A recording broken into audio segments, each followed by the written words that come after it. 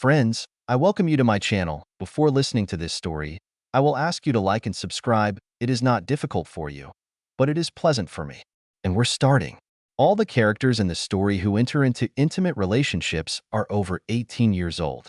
I felt the compacted sand turn to asphalt under my feet as I followed my four colleagues to a large plane that loomed there in the dark in front of us. The aircraft was an American C-130 Hercules transport aircraft. On this cold and windy night, only my compatriots and I were his insignificant burden. 5 members of the British SAS, all dressed and ready to go on our night walk in black uniforms, black boots and black balaclavas. Our hands and faces are heavily smeared with the best black camouflage of Her Majesty's government.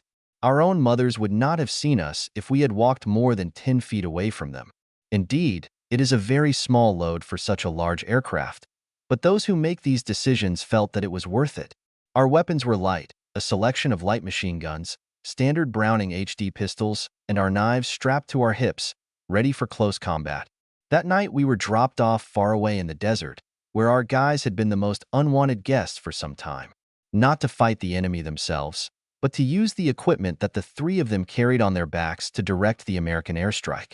This would be followed by a frontal attack by a large detachment of selected Yankee troops from the north, while a smaller British force would be parachuted into the hills to the south to cut off the escape route of the bastards we were fighting. We Brits and those Yankees were constantly arguing and disagreeing with each other about everything from what was real football, whether to drink iced beer or not, how you pronounce tomato, to how we liked our women. But, by God, as many wars have shown, when we fight side by side, it's better for the other side to take cover. Afghanistan, 2010.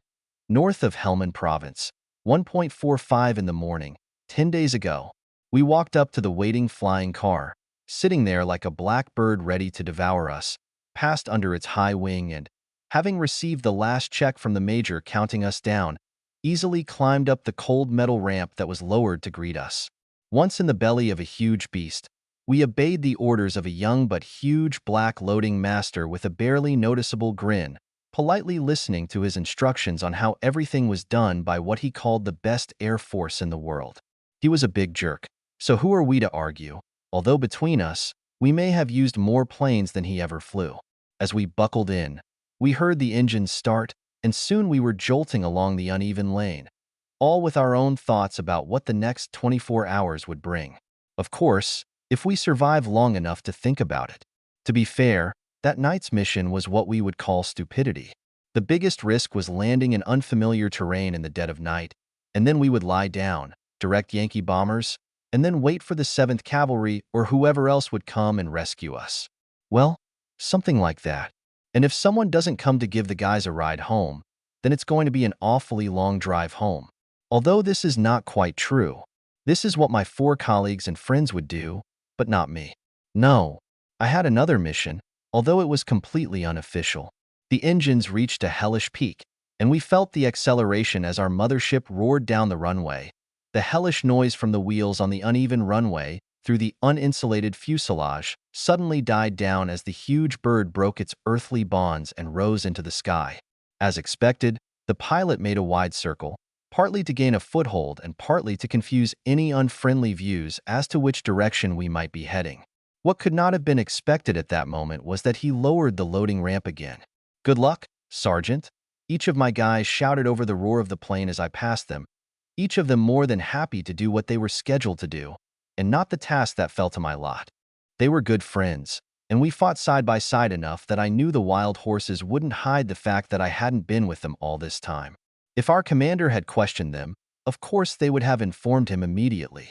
But he wasn't going to ask them any more than the 2 Yankee pilots in front, whom the 3 of us pulled from behind the front line after they crashed less than 2 months ago.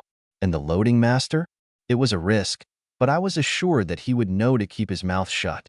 Taking out a pre-prepared smaller backpack from my backpack, saluting and wishing good luck in both directions, I went down to the back of the plane and rushed into the inhospitable darkness when I felt the expected jerk. From the height I jumped from, no one was worried about free fall. The parachute opened almost as soon as I got out of the plane, pulled out by a cord to make sure it was so. Moments later, I found myself hovering over the dark countryside, with only the dim lights from the base we had just left to guide me. Too quickly, the ground rushed towards me, and a little harder than I had hoped, I hit the ground. Rising to the rebound, I gathered up my parachute, rolled it up, and hid it under the nearest bush. Maybe one day some lucky tribesmen will find it, and who knows, maybe the wife and daughters of some lucky tribesmen will have enough good underwear to last them a lifetime. And then I shuddered, a term that became popular during the Falklands, when British special forces almost galloped rather than marched for miles around the island to surprise Argentine troops before defeating them in the Port Stanley area. In the blink of an eye, I walked up to the perimeter fence of the base, securely guarded, but without problems for those who recently rebuilt the protection and have been checking it regularly to make sure since then.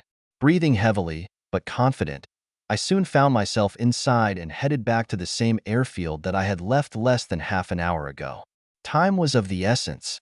After washing up quickly and putting on a borrowed greatcoat from my backpack, just in time, I joined the end of the queue of British servicemen boarding another transport plane. Yes, one of those big bastards again, but this time one of the later C-130JS. 77? The recruit who counts us on board asked. It shouldn't be. Go back to school, lad. The burly Scottish guardsman commanding the squad intervened. You can't count. But sir, the young man complained, there should only be 76 of them. Are you calling me a liar, kid? The Scotsman demanded, rising to his full 6 foot 5 inches of sinew and muscle. No, sir. I'm sorry, sir. The recruit stepped back and went about his business. Find a place for yourself, boy.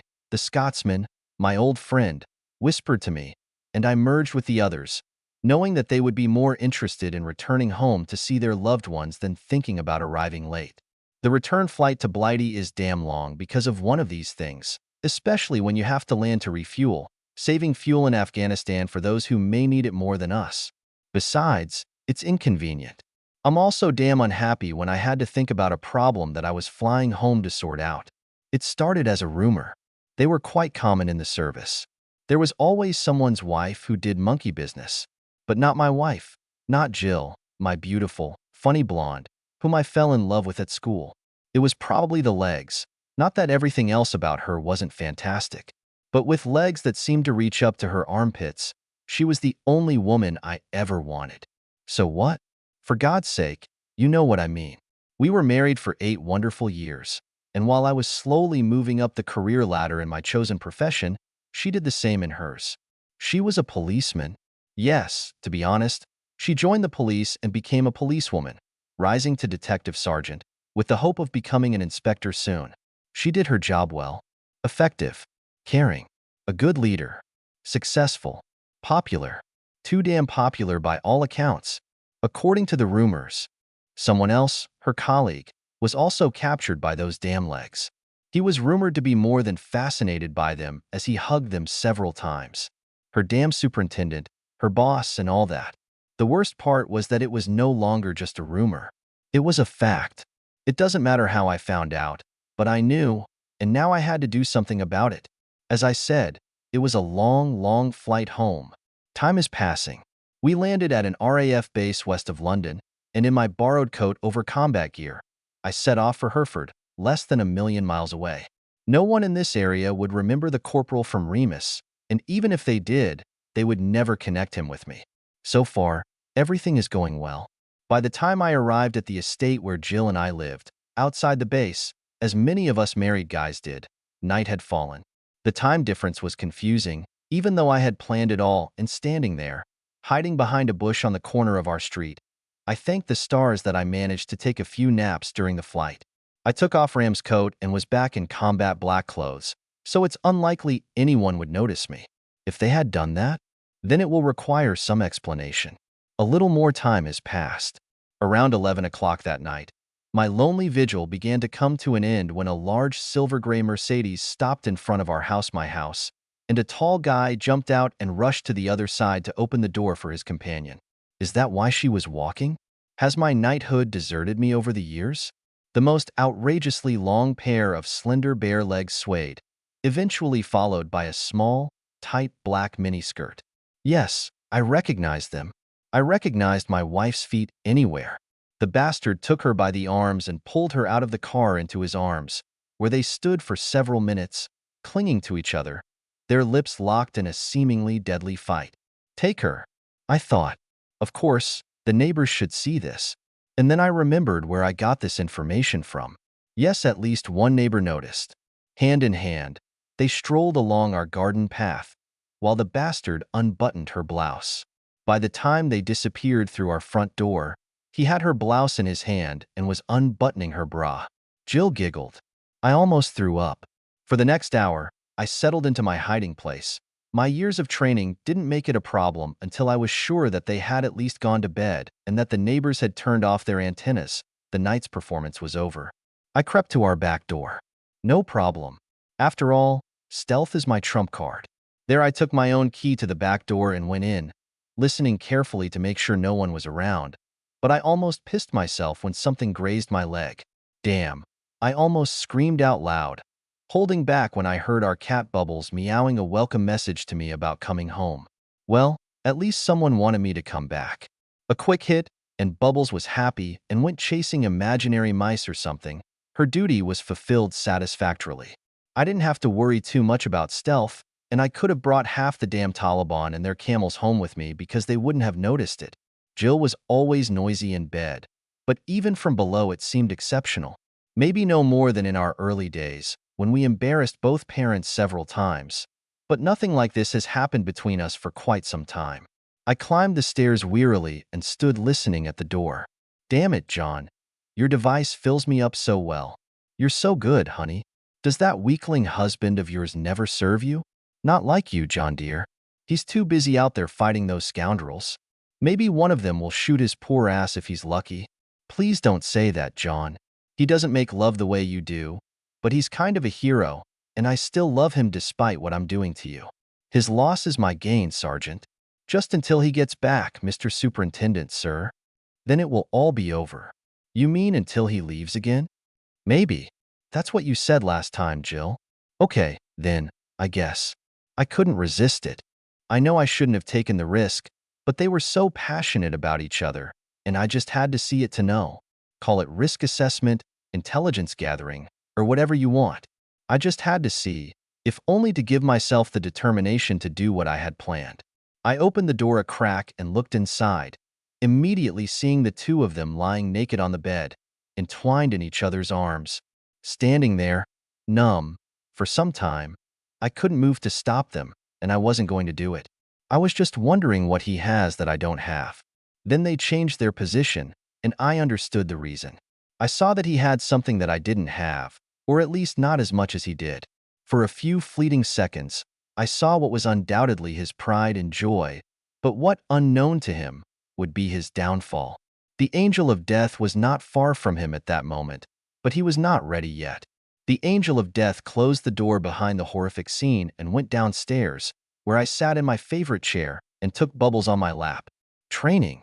Training can teach a person a lot, and as an SAS soldier, I've had more than enough training. Training can teach you how to control a computer, bus, train, or even an airplane. Training can make you a better manager, or a better salesperson, or even a better bricklayer. My training taught me patience when facing the enemy, no matter what the provocation, and that's what I did for the next few hours until the noise upstairs subsided. My training also taught me how to use good intelligence, and mine told me that John, bless his soul, would stay the night unless he broke his usual Thursday night habit. My training has also made me an expert in how to kill people singly or in numbers, but that will come later. I was waiting, just like my training taught me. Then, early in the morning, I picked Bubbles up from my lap and put her on the couch next to me. Then, rising from my comfortable position, I crossed the room, taking with me a backpack with what I needed. Listening at the door and hearing nothing but the familiar faint snoring of my eternally loving wife, and a louder one that I did not recognize, I carefully pushed the bedroom door open again.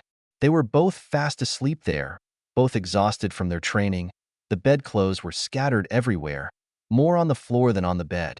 I had no desire to look at him, but my heart skipped a beat as I stared at my beautiful wife lying there naked, lying on her back with her legs spread wide, as if waiting for her next lover to come on call. Heck, she was even still wearing high heels. It was painful. It always made her long legs seem even longer, and I thought that was our peculiarity. On the other hand, I was wrong about a lot of things, wasn't I? Satisfied that they were both fast asleep, I quietly went to the bed, took out a piece of cotton wool, which I generously poured liquid from a small bottle. No, it wasn't chloroform, but something similar, more modern, more effective and rather poorly monitored. Pressing it tightly against the bastard's mouth and nose, I held him there until his breathing changed. He was passed out, and when he was supposed to wake up, he just couldn't. I wish he knew what was going to happen to him, but I couldn't take the risk. Satisfied with my work, I took out a knife. Yes, the one I had with me in Afghanistan, and with some pre-acquired knowledge, yes, training again, I carefully made an incision in his throat, not cutting like some crazy killer, but more like a surgeon. Having just cut his jugular vein, his vital blood began to flow out until it turned into a steady trickle, which gave him, according to my estimates, about 10 minutes or so to leave our Earth. Then I turned my attention to Jill, who, fortunately, was not worried about the impending demise of her lover, because, like any good soldier, I had a plan B.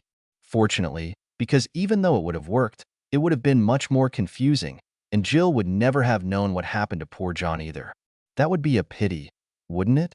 I silently rummaged through her work clothes and found what I was looking for. A pair of handcuffs, standard police issue, and issued to her. It's better than using the plastic ties I bought just in case, I thought. Carefully taking her outstretched hand, I dragged her hand to the headboard, where I attached one end of the handcuffs to her wrist and the other to our old-fashioned Victorian headboard. It was a very durable cast iron thing. It was done. She alarmed me for a moment when I handcuffed her wrist, but she dozed off again, probably exhausted from all this activity. Poor thing. Then, after taking one last long look at the beautiful slender body that I knew I would never enjoy again, I left the room and left the house, leaving Bubbles the only one who knew that I had ever been there, and I was pretty sure that she would not inform on me. The return trip was uneventful, and soon I found myself on another flight back to Afghanistan, even having a suitable place to board this time on a domestic airline. Before this message, I had been in the security service for a year or so, watching the back of a guy from MI5 who was looking out for someone very important to world peace. I had to step in once when some guy got too close to them, which probably wouldn't have bothered so much if it hadn't been for the fact that he had a gun and his dark-skinned buddy pointed the gun at the bodyguard. I took this one down with one shot, but before I could shoot the other one, the MI5 agent took down the first one. A job well done, and I got a medal, albeit incognito. Got mad as hell at a guy from MI5 whose real name I never found out. A quote from the American government and a 3-month vacation. Great, except my cover was blown and I was transferred to another job. I'm asking you, to travel around the capitals of the world and stay in luxury hotels, or to parachute into hostile territory to come face to face with the Taliban? What would you choose? However, I ended up with a couple of additional identity cards and passports that came with them. I lost them, sir. It was my statement, and they've heard it before, but sign the form and that's it. This came in handy, however, for buying airline tickets when you didn't want anyone to know that you were buying them. So it brought me back not too far from where I started when all my carefully thought-out plans went to waste. I intended to contact my group on the way back from their mission, so imagine my surprise when a phone call to check if everything was okay told me what really happened. New information has been received that someone high-ranking in the Taliban and next to bin Laden himself was in a house in the very village that we were supposed to attack. The higher-ups, in their infinite wisdom, decided not to risk a frontal attack, fearing that Bin's assistant would escape in the confusion. Instead of the proposed high-level bombardment, they struck a precise blow at the house in which he was supposedly sleeping, well aimed with a laser designator, courtesy of my 4 comrades. Everything is fine, and the house blew up in a cloud of dust, but a full-fledged attack never happened, and the glorious 7th Cavalry never showed up to give them a ride home. The result? They were out there in the desert, walking home, and I was sailing up the notorious Bloody River without an oar. But at least I finally had time to relax and reflect on what Jill's reaction would have been just a few hours ago when she woke up in her situation. Imagine that. Waking up naked, she found herself handcuffed to a very sturdy bed, which was soaked through with the blood of a very dead lover lying next to her. Ugh. After all, my situation suddenly didn't seem so bad to me. All of this, of course, worked, Otherwise, I would be somewhere even less comfortable than in the terrible barn where I am now. My contact informed me that my friends had been discovered and a helicopter had been sent to pick them up. He was redirected to pick me up earlier. The team assumed that I would come with him to check on them and interview them, and my comrades could hardly believe it when the helicopter arrived to pick them up and my smiling face was looking at them. Back at the base, dressed appropriately and, of course, having made arrangements with the guys, I was in the helicopter with the four of them, as if I had never left their side, and was counted by the same major who counted us. To my eternal embarrassment as a squad sergeant, the next day it was me who had to shake hands with an American three-star general. This was done in gratitude for the fact that we allowed them to destroy the enemy of Western nations. I accepted the praise, and I wasn't even there. For God's sake. My comrades were very surprised. They never risked saying anything, but they couldn't help but smile every time I looked at them. It's a good thing they didn't give me another damn medal. 3 days later, I was called to the Padre, although I do not know exactly how he got the bowl of poison. "A delicate matter to discuss with you, Sergeant Adams," he began. "Then what is it, sir?" I asked. "It's about your wife," he continued nervously. "What about Jill?" I shot back, rising from my seat. "She's all right, isn't she?" "Relax, Sergeant," he tried to reassure me. "She's in great shape and she's fine, but something happened while you were away on that last assignment." As soon as he calmed me down again, he explained that the police station got worried when her boss didn't show up that day and couldn't be traced. Questions were asked, and when Jill's absence was also noted, someone put 2 and 2 together and got 5. So obviously someone from her police knew about their dates. When a patrol car drove up to our house and broke in, they found the scene of the accident. Well, you can use your own imagination. Apparently, Jill was in terrible condition and spent a week in the hospital recovering from her ordeal. And of course, no one has even connected me with this. How could they? I was thousands of miles away, fighting selflessly for Britain and its allies, wasn't I? In a way, a hero, even when my dear wife came home and cheated on me. A couple of my friends in the UK were questioned, as I assumed they thought I was involved in some way, but so far nothing has come of it, and I dare say that over time the case will have to be quietly closed. So what can you ask for the future? I told them I was in no hurry, but in a few days they would send me back to Blighty on compassionate leave. What am I going to tell her?